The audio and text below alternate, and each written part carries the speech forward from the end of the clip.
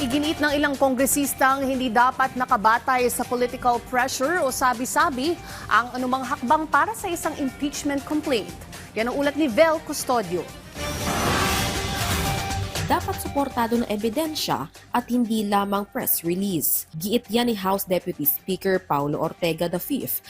Kasunod na pinaplano umanong impeachment complaint laban kay Pangulong Ferdinand R. Marcos Jr. Kaugnay yan ng binanggit ni Caloocan 2nd District Representative Edgar Erice na may ilang mga kongresista ang susuporta umano sa impeachment complaint sa Pangulo. Ani Deputy Speaker Ortega, anumang aligasyon ay dapat may kaakibat na makatotohanang impormasyon, sworn statements at credible documentation. Susuriin na mababang kapulungan ang mga reklamo ng naaayon sa konstitusyon at ebidensya. Aniya, itinuturing ang isang impeachment complaint bilang constitutional mechanism at hindi pamumulitika. Ayon sa kanya, kagaya ng ibang opisyal ng pamahalaan, kinakailangan ng due process kung sakaling magkakaroon man ng impeachment laban sa Pangulo.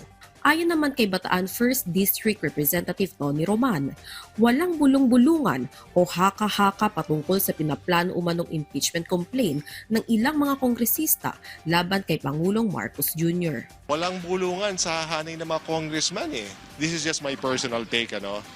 I would rather focus on work. Focus on work that we need to do in Congress, which is legislate. Aniya, tibay na ebidensya ang magdidikta sa magiging kahihinatnan ng impeachment complaint kung sakali mang may maghain nito. Gayunpaman, hindi yan hadlang pa sa sino man gusto mag-file ng impeachment complaint.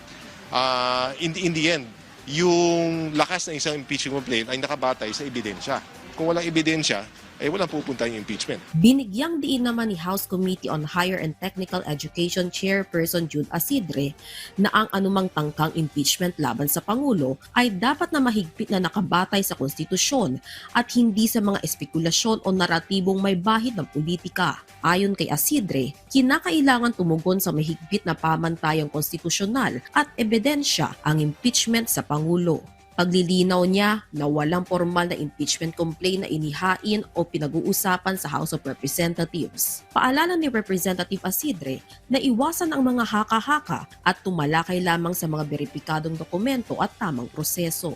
Vel Custodio para sa Pambansang TV sa Bagong Pilipinas.